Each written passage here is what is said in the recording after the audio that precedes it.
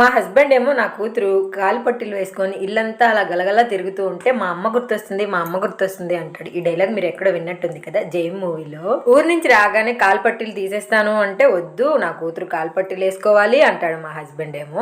రాత్రి అయితే ఆ కాలు పట్టి ఎక్కడో పడిపోయింది, అంతా వెతికేసాము. అది కూడా నైట్ 8 o'clock చెప్పింది, అమ్మ కాలు పట్టి పోయింది అనేసి. ఎక్కడెక్కడో లైట్ వేసుకొని మరీ వెతికి మా ఓనర్ ఆంటీ వాళ్ళ ఇంటికి అయితే వెళ్ళింది. అక్కడికి వెళ్ళి ఒకసారి అడిగొస్తానండి అంటే మా హస్బెండ్ వద్దు, ఒకవేళ అక్కడ పడిపోతే ఆంటీనే తీసుకొచ్చి ఇస్తారు అన్నారనమాట.